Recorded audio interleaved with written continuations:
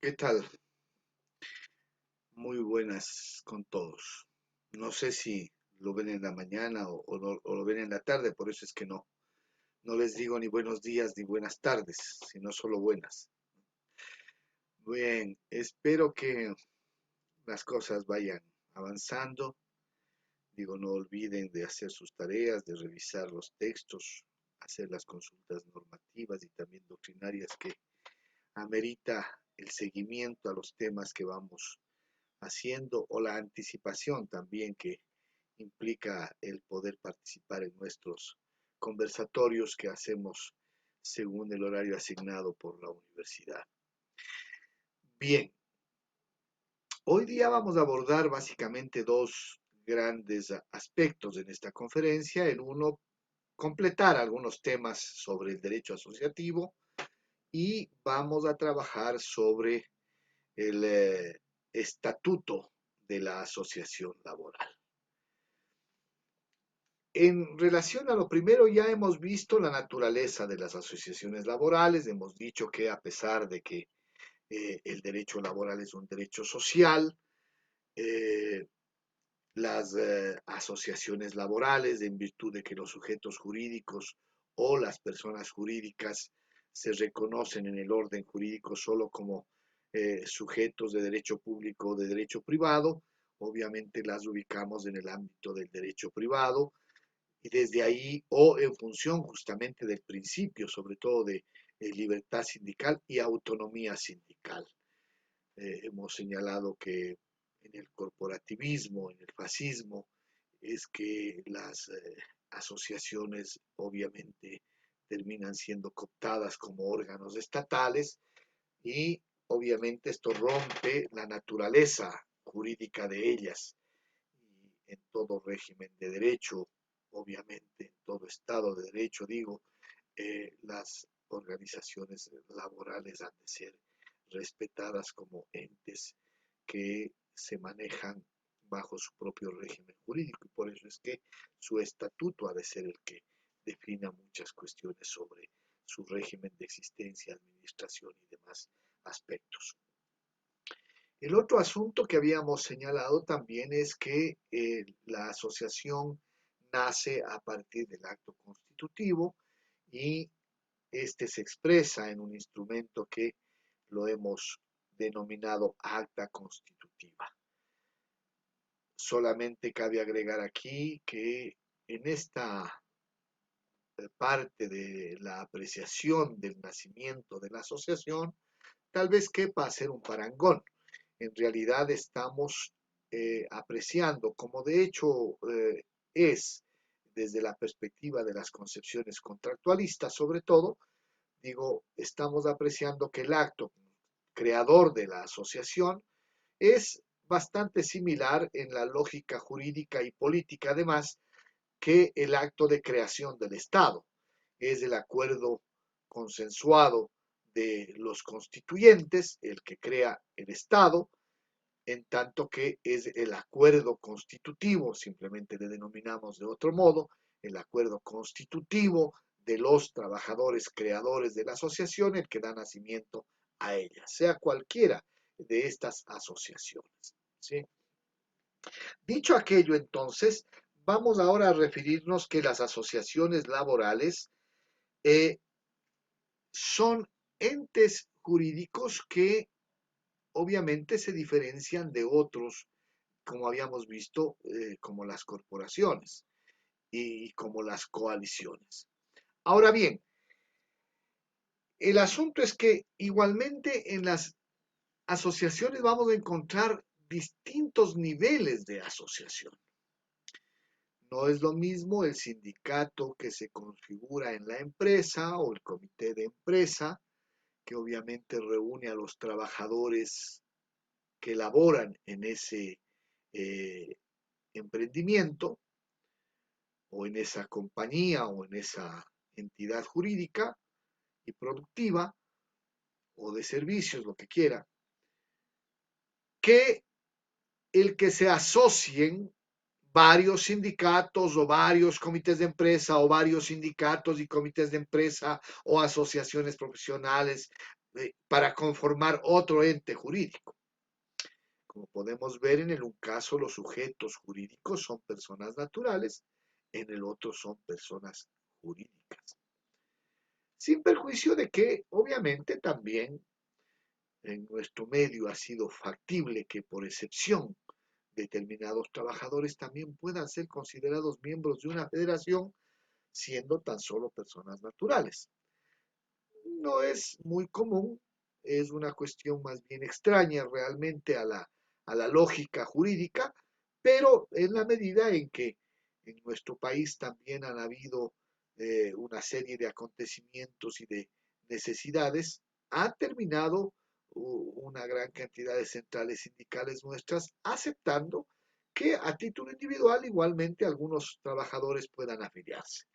Pero lo sensato, diríamos, o lo que la lógica en el derecho plantea, es que las federaciones y también, obviamente, las confederaciones sean asociaciones que integran fundamentalmente o de manera exclusiva a organizaciones laborales que sean personas jurídicas. Entonces, a nivel territorial, generalmente en nuestro país se han configurado, por ejemplo, federaciones de trabajadores de carácter provincial o también han existido federaciones de trabajadores de carácter nacional. Y aquí vamos a tener que usar un concepto para distinguir el por qué es que las federaciones también pueden ser de carácter nacional, un concepto que en la legislación y en la doctrina también se observa, y que es el de las organizaciones horizontales y verticales. Ya habíamos hablado sobre esto, va a depender, digo, del régimen jurídico en donde éstas se desenvuelven, y entonces, cuando estamos ante federaciones de rama, es probable que, obviamente, esas federaciones más bien agrupen a trabajadores de distintas provincias, o, mejor dicho, para ser coherente con lo que he señalado anteriormente, a asociaciones de trabajadores, a organizaciones laborales de la misma rama. Entonces, los trabajadores metalúrgicos, qué sé yo, de Quito, de Pichincha, con los de Cotopaxi, o los de Imbabura, o los de Tungurahua, se asocian y entre esas asociaciones de trabajadores del sector de la metalmecánica o metalúrgico, dependiendo, digo, forman una federación de rama. Es común entonces en nuestro medio encontrar federaciones territorialmente caracterizadas por ser federaciones provinciales y estas por lo general entonces son organizaciones que tienen a asociaciones de trabajadores de distintas ramas. Por eso es que esta podría ser considerada una asociación en nuestra legislación como organización de carácter horizontal, porque agrupa a trabajadores de distintas áreas de la economía o de la producción o de los servicios, indiferentemente. Entonces, con tal que pertenezcan a la provincia, se asocian los trabajadores del municipio, los trabajadores de la fábrica de quesos o de los lácteos, o los trabajadores agrícolas de alguna hacienda, o la asociación de trabajadores. Me refiero, cuando digo a los trabajadores, siempre tengan presente que estoy aludiendo a la asociación en realidad, y excúsenme por el lapsus. Pero digo, son entonces las asociaciones de trabajadores de distintas ramas las que en la provincia se asocian bajo lo que denominamos una federación provincial. Digo, eso es un poco lo que ocurre en nuestro medio. Y he dicho ya lo que ocurre con las federaciones de rama. Estas pueden inclusive entonces tener carácter nacional. Pero estas son organizaciones de segundo grado. Llamamos a organizaciones de primer grado entonces a aquellas en las que quienes se asocian son las personas naturales. Estamos entonces ante el sindicato de la empresa de producción de automóviles, o ante la empresa que vende automóviles, o estamos ante el sindicato donde los trabajadores que se asocian son parte todos ellos de la fábrica que produce muebles o de los trabajadores de la empresa donde se producen derivados lácteos. Ya, allí estamos ante un sindicato, un comité de empresa, una asociación de trabajadores que corresponden a organización de primer grado. Allí se integran, qué sé yo, los trabajadores del ámbito administrativo, los de la parte de la producción, de las plantas de producción, los demás trabajadores que pueden participar en otras áreas de servicio, como el caso del transporte, o los que participan en el ámbito de las ventas. Todos ellos sin ningún problema, porque no el propósito de la organización no es defender una profesión o un determinado tipo de profesionales obreros o trabajadores, no. El propósito es defender o asociar y defender el interés de los trabajadores que laboran en esa empresa o en esa entidad laboral. Digo, entonces son asociaciones de primer grado. Las federaciones a las que nos hemos referido son asociaciones de segundo grado. Y luego tenemos estas de carácter nacional, que en nuestro país las conocemos como centrales sindicales generalmente. Nos hemos referido al hablar de la historia del movimiento obrero a varias organizaciones como la CTE, la CEDO, la CEOS, la UGT, la CSE, la Confederación de Trabajadores Públicos, en fin. Y estamos entonces ahí ante organizaciones que normalmente, por su propia naturaleza y capacidad organizativa, son organizaciones nacionales que cubren o asocian, integran a personas jurídicas, a organizaciones laborales de primero y segundo grado, ¿sí? Y por lo tanto, entonces, es característico que en ellas solamente se asocien los trabajadores bajo su organización de primero o segundo grado. He dicho hace un momento que en nuestro país ocurre que algunas han asociado individualmente, pero digo, lo normal, lo adecuado, lo que cabe en realidad es que sean asociaciones de primero y segundo grado las que se integran en las confederaciones o en las centrales sindicales. Dicho esto, entonces, terminamos esta parte señalando que las organizaciones de primer grado se caracterizan por ser asociaciones que pueden ser, sí, también de rama, o pueden ser organizaciones verticales que agrupan a trabajadores solo de la misma rama o a trabajadores que son de distintas ramas.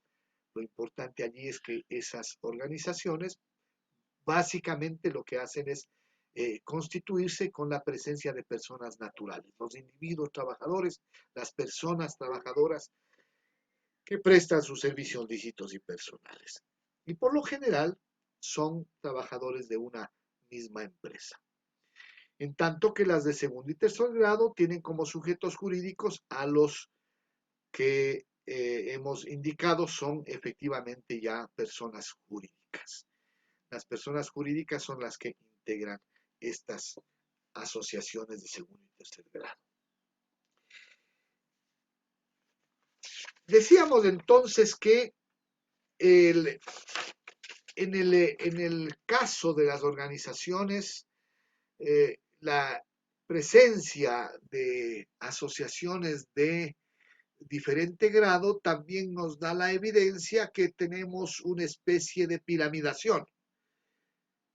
Las organizaciones sindicales son también en ese sentido organizaciones piramidales. ¿A qué nos estamos refiriendo? A que en la base de la organización están los sujetos jurídicos individuales, las personas naturales.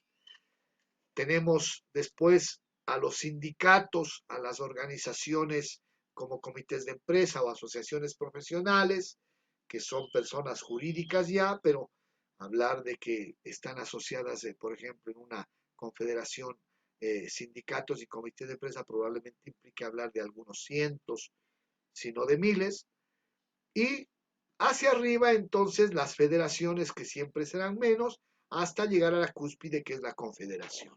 Entonces, una confederación sindical también tiene una estructura piramidal desde el punto de vista cuantitativo del nivel de asociaciones o de sujetos jurídicos que la integran.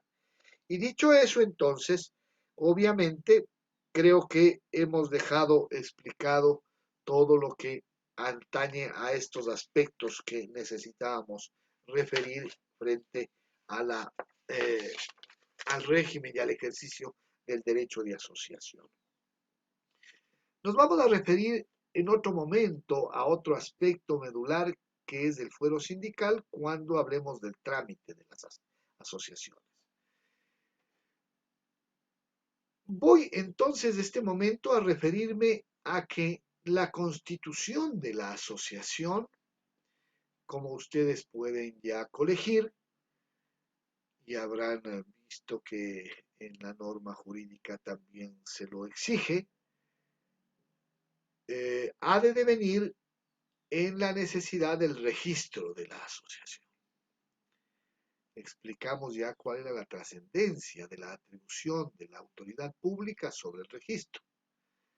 No se trata de la misma potestad que se ejerce cuando se crea una persona jurídica como una compañía o una cooperativa o un club deportivo o cualquiera de estas personas que sobre todo se cobijan bajo el derecho de asociación general.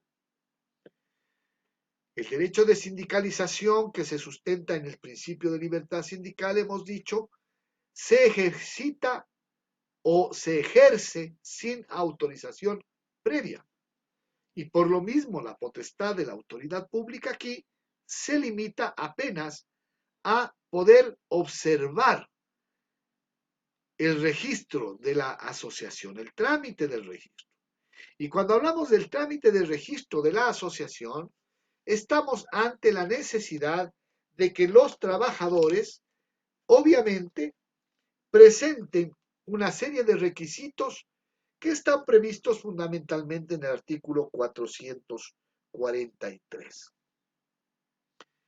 El primer requisito que hemos dicho establece la norma para la constitución de una asociación es el que estén presentes para cualquier tipo de asociaciones 30 trabajadores como mínimo, y para el caso del comité de empresa se mantiene la regla, pero obviamente también hay otras. Son dos reglas para el comité de empresa. Mínimo 30 y siempre más del 50% de los trabajadores de la empresa.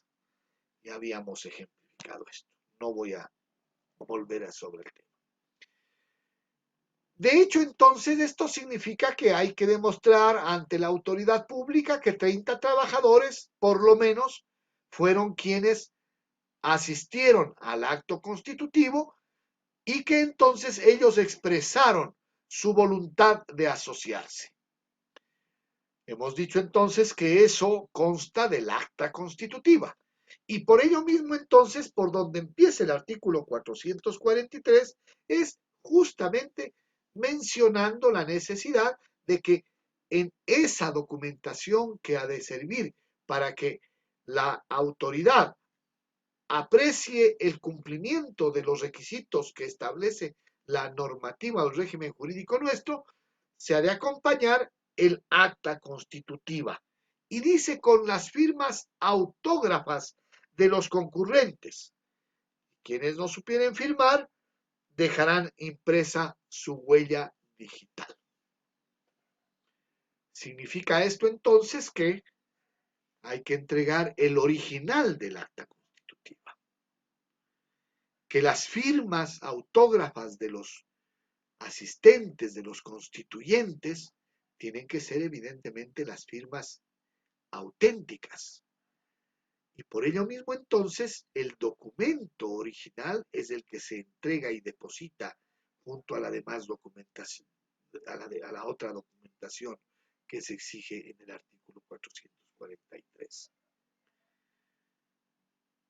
Les decía que por ello mismo entonces será menester siempre hacer un acta con varios ejemplares, porque lo más probable es que por seguridad, por una prevención natural, obviamente se tenga otros ejemplares a efectos de que por si alguna ocasión ocurriere que se daña el acta, se extravía algo o pudiera mutilarse, eso ocurra apenas con uno de los ejemplares y ya excesivamente hasta con dos. Pero ya habrá siempre la posibilidad de tener el tercero en buenas condiciones. Dice que adicionalmente se han de remitir dos copias de esa misma acta. Eso significa que ya no estamos ante el documento auténtico. No es el documento original. Las copias, como todos ustedes conocen, es una reproducción. Una copia es una reproducción de un documento. Lo que sí, obviamente, para que ese documento tenga la validez necesaria ante la autoridad, ha de ser una copia, ¿sí?, que también esté autenticada, dice la norma. ¿Esto a qué se refiere? Como ustedes conocen ya, estudiantes de cuarto semestre, el acto de autenticación de un documento refiere a la certificación de su idoneidad, de su, de su identidad, de la integridad y de la originalidad del documento. El secretario de Actas y Comunicaciones, como suele normalmente denominársele a quien lleva los archivos de una organización laboral o de varias organizaciones, obviamente es quien ha de, al final, inclusive después de esa certificación que habíamos dicho debe llevar el acta original respecto de que esa es el acta que se produjo en relación a esa asamblea constitutiva y que a ese acto asistieron varios o los 30 por lo menos trabajadores, que las firmas que corresponden o que están allí son las que efectivamente pertenecen al presidente o al secretario general y al secretario de actas de la asociación recientemente creada. Y bueno, básicamente que el contenido también responde fidedignamente a lo que fue tratado en esa asamblea, ¿sí? Digo, además de esa certificación que da cuenta de estos elementos del acta constitutiva, ha de venir la certificación adicional diciendo que este documento, este que es la copia, efectivamente corresponde a una reproducción, a una copia, para ser tautológico, del original que reposa en los archivos o que se adjunta, ya en este caso inclusive puede ser así la certificación, es idéntica al original que se adjunta también acompañando a esta documentación, ¿no es cierto? ¿Sí? De tal manera que el texto, como se lo pueda redactar, es lo de menos en realidad, con tal que haga alusión justamente a esta naturaleza o a esta condición más bien de que es el documento que se reproduce en base del original. ¿Sí? Y después nos dice que han de entregarse 3 ejemplares del estatuto. Voy a saltarme el tema de los ejemplares del estatuto porque voy a hablar a continuación de él. Dice adicionalmente que se entregará una nómina de la directiva provisional, los requisitos que establece, los datos que se han de dar respecto de los miembros de esa directiva provisional también están allí consignados en la norma, no hace falta que hablemos sobre ese tema, y también dice que se adjuntará la nómina de todos aquellos trabajadores que se hubieran integrado con posterioridad al acto constitutivo, a la Asamblea General, indicando también su lugar de residencia, profesión, oficio, especialidad y lugar de trabajo de los integrantes. Ha de entenderse que sobre todo el lugar de trabajo ha de variar si es que la asociatividad ocurre con presencia de trabajadores que elaboran en una empresa que tiene distintas sedes. Bien, dicho esto entonces, esta es la carpeta que vamos a entregar en el Ministerio del Trabajo para el registro. El trámite del registro, entonces, está también descrito en la norma. La documentación que hemos mencionado, entonces, debe ser entregada a la autoridad laboral. Digo, sin embargo, aquí hay un documento que no ha sido mencionado en el artículo 443 y nos referimos fundamentalmente a una certificación que ha de emitir el inspector del trabajo respecto de un acto que está previsto en la normativa del artículo 454. Una vez que dice que, salvo los casos del artículo 172, esto es del visto bueno, el empleador no podrá ni desahuciar ni despedir trabajadores, norma del artículo 452, digo, puesto que esta norma establece que el empleador no podrá desahuciar ni despedir trabajadores de su empresa, hay la necesidad entonces de que una vez que se ha realizado la constitución de la asociación, los trabajadores en resguardo inclusive de su propia estabilidad, para que surta efectos lo que dispone esta norma, acudan ante el inspector del trabajo notificándole con la constitución de la asociación. El artículo 454 determina que se ha de notificar entonces al inspector del trabajo y éste a su vez notificará al empleador dentro de las 24 horas, apenas con fines informativos. Desde luego que el propósito de esta notificación es, a no dudarlo, el que también el empleador pueda ejercer algún derecho que pudiera existir, que de hecho existe en relación a ciertas circunstancias que pudieran invalidar el acto asociativo. Cuando me refiero a esto, estoy señalando que si bien la norma dice que apenas son fines informativos, esos fines informativos de ninguna manera obstruyen el derecho del empleador a poder, por ejemplo, decir que los trabajadores que han sido constituyentes de la asociación no son 30. Es probable que efectivamente pueda ocurrir eso. Probablemente esa circunstancia se produciría si es que de entre los 30 o más trabajadores, varios de ellos, por ejemplo, no pueden ejercer el derecho de asociación. En nuestro régimen jurídico, una cuestión que todavía no la hemos planteado justamente para tratarla aquí, las asociaciones tienen que integrar solo a trabajadores que gozan del derecho a, obviamente, asociarse y según nuestra jurisprudencia, aquellos son exclusivamente los trabajadores que cuentan con contrato permanente de empresa. Anteriormente existía el contrato de plazo fijo y obviamente aquellos trabajadores no podían formar parte de las asociaciones. Cuestión con la que discrepo, obviamente, pero evidentemente esto es lo que hay en nuestra legislación.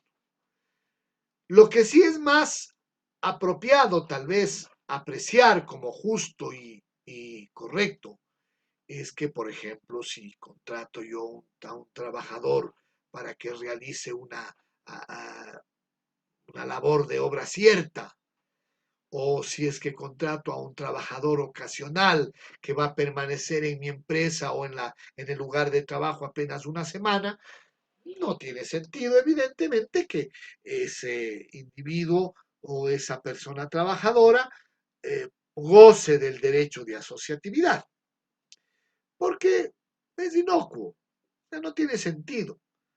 Una persona que apenas va a concurrir a laborar una semana a una empresa, ¿cuál es el real beneficio que obtendría de la integración suya a una asociación? Ninguno. Peor en el momento de la constitución. Si su actividad va a ser tan, diríamos, precaria, indudablemente, a la semana estaría despidiéndose y por lo mismo entonces el acto asociativo de él o su interés en el acto asociativo no tendría mayor relevancia. Dicho esto, entonces el empleador pudiera observar que varios de los trabajadores no son trabajadores permanentes y en esas circunstancias es probable que al no reunirse el número de 30 entre los trabajadores asociados, igualmente entonces la autoridad se vea ante la necesidad de decirles que el requisito de número no está cumplido. Y claro, tanto la autoridad cuanto el empleador en el marco de estas circunstancias tienen el derecho o la posibilidad de solicitar la negativa del registro o disponer la negativa del registro. Pero hemos dicho que la negativa del registro no significa oposición ni significa capacidad de impedimento ni posibilidad de autorizar la constitución de la asociación. No, es apenas una referencia jurídica del ejercicio de una observación que lo que pretende es el perfeccionamiento del acto jurídico o de los acontecimientos o los elementos que requiere el orden jurídico para la creación de una asociación, y en la medida en que se subsanen esas observaciones, indudablemente la asociación puede perfectamente ser registrada. En nuestro país, la, diríamos, poca sensatez, la ignorancia también a veces, y en muchas ocasiones el incumplimiento de la labor de la autoridad laboral, que ha preferido violentar el derecho asociativo de los trabajadores para favorecer de manera venal los intereses de los empresarios o del empresario, y no por simple simpatía. Lo normal es que estos casos sean casos de corrupción. En nuestro país, digo, ha sido muy posible que se violente el derecho asociativo a partir de argumentar o pretextar que no se han cumplido los requisitos de la asociación. La doctrina es muy clara, la institución jurídica es incuestionable, comprenderla en su real magnitud no deja la menor duda de que estamos ante una institución que dice que el derecho de asociación se ejerce sin autorización previa y que en esas circunstancias la autoridad pública lo único que puede es decir, señores, esto no está cumplido, por favor, subsánenlo. No puede oponerse, no puede negar de manera definitiva nada, porque está violentando un derecho que está constituido de tal modo que no puede ser objeto de autorización o de actuación de la autoridad pública impidiendo su ejercicio. ¿Y quién lo hace? Evidentemente lo hace transgrediendo estas eh, fundamentales consideraciones del principio de libertad sindical. Como todo en nuestro país, delitos contra el ejercicio de derechos fundamentales o constitucionales se han consignado en nuestra legislación penal, pero obviamente se ha dejado por fuera estos actos dolosos que debieran efectivamente consignarse como tipos penales contra este fundamental derecho, igual que el derecho a la vida, igual que el derecho de propiedad, igual que el derecho a la libertad de expresión, igual que el derecho al buen nombre y al honor. En estos casos, nuestros códigos penales contienen tipos que sancionan conductas lesivas a los bienes jurídicos protegidos por esos derechos fundamentales y en el caso del derecho de los trabajadores a asociarse no ocurre o no se tiene la misma, diríamos, lógica para la protección. Y bien, dicho esto entonces, volvamos al tema del estatuto. El estatuto es lo que la Constitución de la República al Estado. Es el estatuto, digo, a la asociación.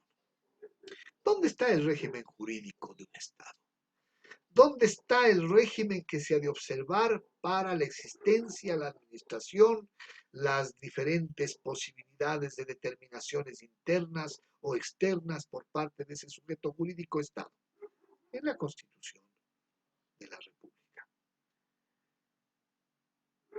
El estatuto es entonces la constitución de la asociación laboral. Allí está su régimen. La norma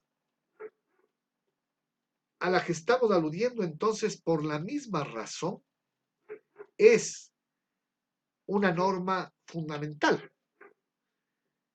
Y para que ésta pueda existir, obviamente ha de requerir lo mismo que se requiere que exista en la Constitución, es decir, el acuerdo de los constituyentes, en este caso el acuerdo de los creadores, de los constitutivos de la asociación laboral, y la aprobación de esas reglas básicas de convivencia.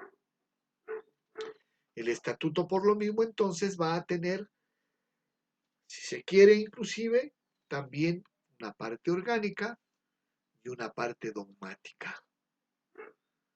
La parte orgánica obviamente alude a los órganos que se instituyen mediante el estatuto y por lo general estamos hablando de la primera, el mayor poder, la fuente del poder que ocurre hasta en el Estado, que es el consenso y la voluntad de los miembros. Y ahí estamos hablando entonces de la Asamblea General. La Asamblea General de Trabajadores es la que se configura como el primer órgano, el fundamental órgano de la asociación. Y de ahí vendrán otros órganos como, por ejemplo, un órgano ejecutivo. La Asamblea General obviamente será el órgano legislativo y habrá inclusive necesidad de instituir órganos para sancionar, para obviamente previo el ejercicio del debido proceso. Las reglas entonces que integran el estatuto tienen la misma exacta lógica que el ordenamiento jurídico nacional. Allí entonces hablamos de funciones del poder legislativo, ejecutivo, judicial, y hablamos de ramas también del derecho. Y en el marco de eso, igualmente entonces hablamos de los derechos de las personas, de los miembros en este caso, de las facultades de los órganos y de un régimen de administración y de un régimen patrimonial que tiene esa persona. Aquí están planteados entonces algunos elementos de base que van a permitirles a ustedes, estudiantes, entender la lógica de todo estatuto. Les recomiendo, por favor, revisen estatutos, sea de donde sea, no necesariamente de asociaciones laborales, y miren ustedes que ahí la lógica que acabo de expresarles es la que está plasmada. Vamos a quedar allí para trabajar otro momento los temas ya concretos del procedimiento.